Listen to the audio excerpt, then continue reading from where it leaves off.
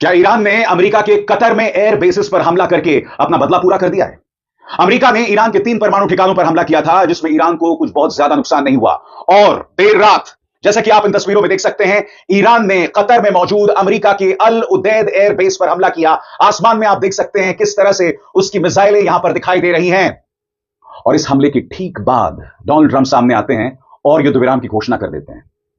इस बात का ऐलान करते हैं कि मुझे खुशी हो रही है इस बात को लेकर कि दोनों देशों के बीच युद्ध विराम की घोषणा हो गई है।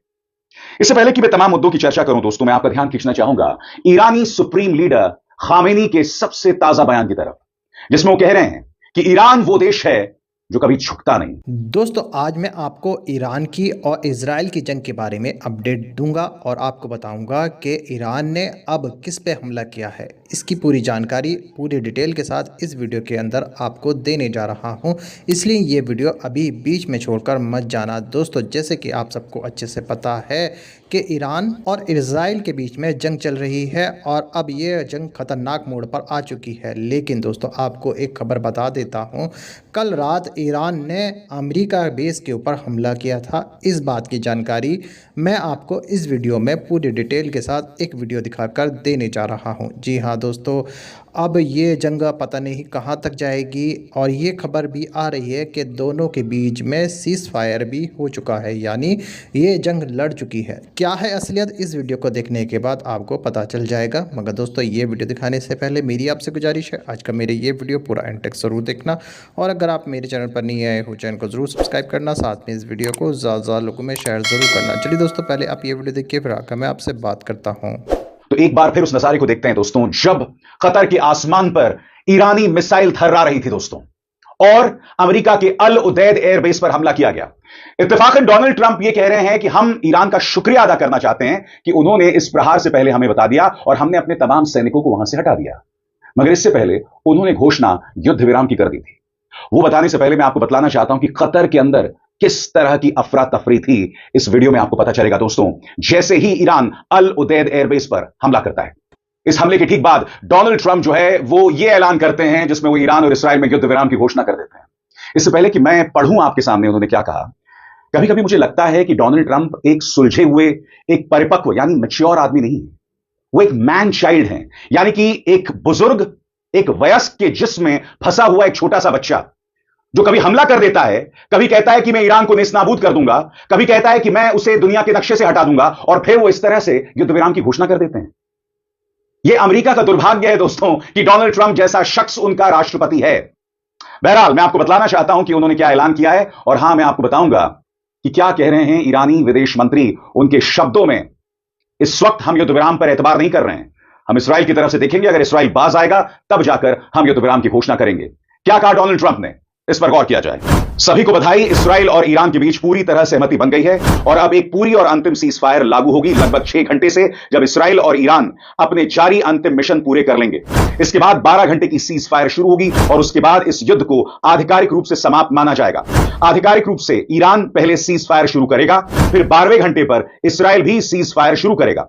24वें घंटे पर इस 12 दिन के युद्ध का आधिकारिक अंत होगा, जिसे पूरी दुनिया सलाम करेगी। हर सीज फायर के दौरान दोनों पक्ष शांतिपूर्ण और सम्मानजनक रवैया अपनाएंगे।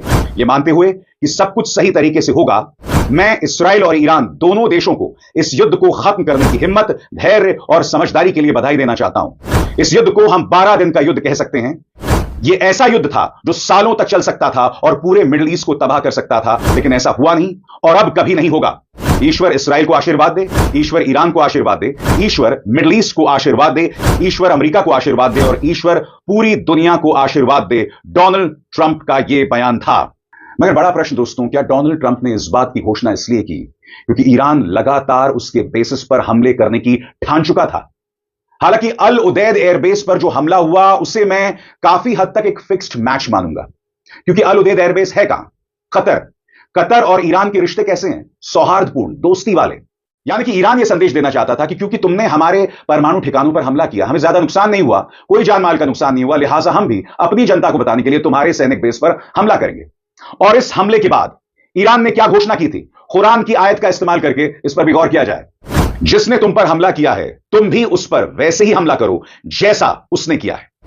ईरान के न्यूक्लियर ठिकानों पर अमेरिका के खुले और आक्रामक हमले के जवाब में ईरान की ताकतवर सेना ने कुछ घंटों पहले कतर में मौजूद अमेरिकी एयरबेस अल अदीद पर मिसाइल हमला किया।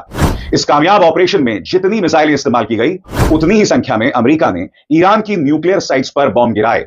ईरान ने जिस अमेरिकी बेस को निशाना बनाया, वो कतर के रिहायशी इलाकों से काफी दूर स्थित था। इस ऑपरेशन से हमारे दोस्त और भाई जैसे देश कतर या वहां की सम्मानित नागरिकों को कोई खतरा नहीं पहुंचा है। इस्लामी गणराज्य ईरान कतर के साथ अपने पुराने गर्मजोशी भरे रिश्तों को बनाए रखने और आगे बढ़ाने के लिए पूरी तरह से कटिबद्ध है। और मैं आपको बताना चाहता हूं दोस्तों, अल जजीरा भी इस बारे में कह रहा है। मैं चाहूंगा आप उनकी रिपोर्टर की करीब 1 मिनट की इस बात को सुने। वो बता रही हैं कि कतर को चुना ही इसलिए गया क्योंकि कतर के ईरान के साथ अच्छे रिश्ते हैं। पहले से चेतावनी दे दी गई थी और आपको याद होगा कतर ने कल ही अपने एयर स्पेस को बंद कर दिया था। क्यों बंद कर दिया था? क्योंकि कतर को ईरान शायद बतला चुका था कि हम अल अदीद एयरबेस पर हमला करेंगे। उससे पहले अमेरिका ने भी अपने सैनिकों को हटा दिया था।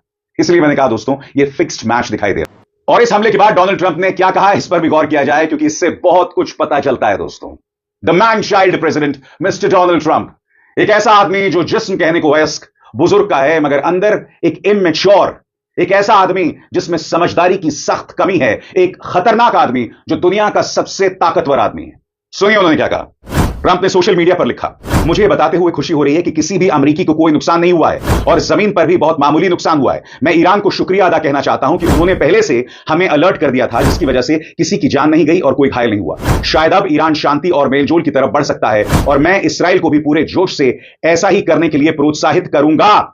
मगर बहुत जरूरी हो जाता है कि हम इस मुद्दे पर जानें ईरान क्या सोच रहा है। ईरान की निगाह इसराइल पर है और ईरान कह रहा है कि हम इस युद्ध विराम को इस वक्त नहीं मान रहे हैं। क्यों? क्योंकि हम देखना चाहेंगे कि इसराइल किस तरह का रवैया अपनाता है। आपको याद होगा दोस्तों, ऑपरेशन सिंदूर जब हुआ था, युद्ध विराम की घोषणा कर दी गई थी, मगर आपको याद होगा उसी रात पाकिस्तान ने कश्मीर पर हमले किए थे, श्रीनगर पर हमले किए थे। कहीं ना कहीं ईरान भी पाकिस्तान जैसा है, इन दोनों में कोई फर्क नहीं है। और इसके लिए मैं आपका ध्यान खींचना चाहूंगा, क्या कह रहे हैं ईरानी विदेश मंत्री अराक्ची। आपकी स्क्रीन पर उनका ये ट्वीट आप देख रहे हैं, जिसका मैं हिंदी में अनुवाद कर रहा हूं। ईरान के विदेश मंत्री अब्बास अराक्ची का कहना है कि सीज फायर को लेकर कोई औपचारिक समझौता नहीं हुआ है, लेकिन अगर इसराइल अपने गैर कानूनी कार्रवाइयां सुबह 4 बजे तक रोक देता है तो तेहरान भी हमले रोक देगा। यह बयान तब आया है जब अमेरिकी राष्ट्रपति डोनाल्ड ट्रंप ने दावा किया कि इसराइल और ईरान के बीच 12 दिन की जंग खत्म करने के लिए सीज फायर पर सहमति बन गई है। और हुआ भी वही, जैसा कि आप इस मानचित्र में देख रहे हैं। ये जो पूरा लाल हिस्सा है, ये तेल अवीव के आसपास का हिस्सा है जहां पर ईरान ने मिसाइल से हमले किए। ये पूरा रेड हिस्सा जो है वो बतलाता है कि किस तरह से ईरान ने युद्ध विराम के बावजूद इसराइल पर हमले जारी रखे हैं और इसराइल भी लगभग यही कर रहा है। इजरायली डिफेंस फोर्सेस ने इस बात का ऐलान अपने ऑफिशियल ट्विटर हैंडल पर भी किया। उनके 2 संदेश हैं आपकी स्क्रीन पर। पहला संदेश, For the third time in the last hour, Israelis are currently running to shelter due to another missile launch from Iran. यानी कि तीसरी बार, पिछले 1 घंटे में तीसरी बार आम इसराइली जो है वो अपनी जान बचाने के लिए दौड़ रहा है क्योंकि ईरान एक और मिसाइल हमला कर रहा है। साथ ही इजरायली डिफेंस फोर्सेस ने इस बात का भी ऐलान किया कि सायरन की आवाजें आ रही हैं क्योंकि ईरान ने एक और मिसाइल हमला कर दिया है।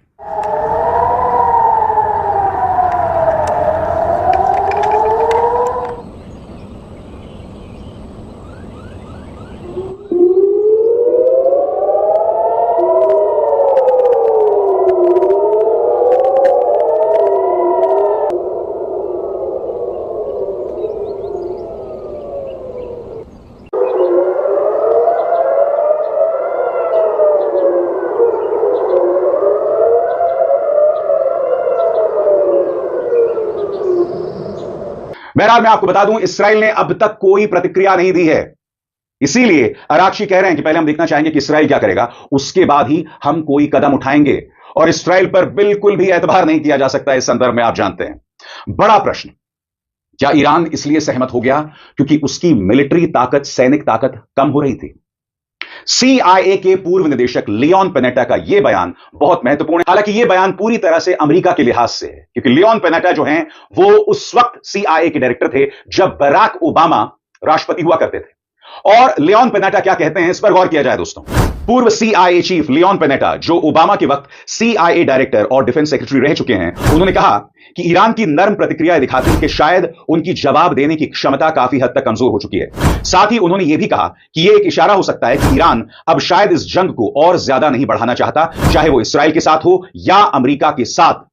आपके जहन में एक सवाल होगा कि जिस अल उदीद अमेरिकी सैनिक बेस पर ईरान ने हमला किया, उसके मायने क्या हैं, वहां आमतौर पर कितने सैनिक होते हैं, और इस बात की जानकारी खुद ट्रंप ने दी, जो मैं आपको बताना चाहता हूं, जिससे आपको काफी कुछ पता चलेगा कि यह बेस सांकेतिक तौर पर, प्रतीकात्मक तौर पर, सिंबॉलिकली कितना इंपॉर्टेंट, कितना महत्वपूर्ण है।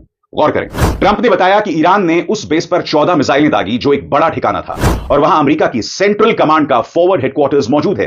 यह बेस ईरान और अफगानिस्तान की जंग के दौरान अमेरिका का एक अहम ऑपरेशन पॉइंट था। फिलहाल वहां करीब 8,000 अमेरिकी सैनिक तैनात हैं, जो पहले जंग के वक्त करीब 10,000 हुआ करते थे। ट्रंप ने कहा, ईरान की 13 मिसाइलों को अमेरिका की एयर डिफेंस सिस्टम ने मार गिराया, और एक मिसाइल को जानबूझकर नहीं रोका गया कि वो एक ऐसी दिशा में जा रही थी जहां किसी को कोई खतरा नहीं था। यह ठिकाना क्यों है खास? जैसा कि मैंने आपको बताया, यहां करीब 10,000 अमेरिकी सैनिक होते हैं उस वक्त जब हालात तनावपूर्ण होते हैं, जब हालात युद्ध जैसे होते हैं। यह बेस क्यों इंपॉर्टेंट है, इस पर भी गौर किया जाए। कतर की राजधानी दोहा के करीब मौजूद अल उदैद एयरबेस मध्य पूर्व में अमेरिकी सेंट्रल कमांड के एयर ऑपरेशंस का मुख्यालय है। इसमें करीब 8,000 अमेरिकी सैनिक मौजूद होते हैं। इस एयरबेस के जरिए ब्रिटेन के सैनिकों का भी रोटेशन होता है। मौजूदा समय में यह एयरबेस इराक में अमेरिकी अभियानियों के लिए हेडक्वार्टर का काम करती है, और यह इलाके में अमेरिकी साजो सामान का केंद्र भी है। इस एयरबेस में खाड़ी के क्षेत्र की सबसे लंबी एयर लैंडिंग स्ट्रिप भी है। कतर ने अमेरिका को साल 2000 में यह एयरबेस दी थी। साल 2000 यानी 25 साल हो चुके हैं इस एयरबेस को, और यह कतर ने अमेरिका को तोहफे के तौर पर दिया था। यह है इसके मायने, और इसीलिए ईरान ने इस पर हमला किया था, जहां पर बहुत ज्यादा नुकसान नहीं हुआ है। मगर एक और खबर है जिस पर गौर किया जाना चाहिए। इराक के एक एयर बेस पर हमला हुआ है। दोस्तों, देखा आपने ये वीडियो, मुझे पूरी उम्मीद है ये वीडियो देखकर आपको ईरान और इजराइल की जंग के बारे में पूरी डिटेल के साथ पता चल चुका होगा। दोस्तों, आपकी क्या राय है इस वीडियो के बारे में, मुझे कमेंट बॉक्स में कमेंट कर ज़रूर बताना। दोस्तों, आज की वीडियो में बस इतना ही।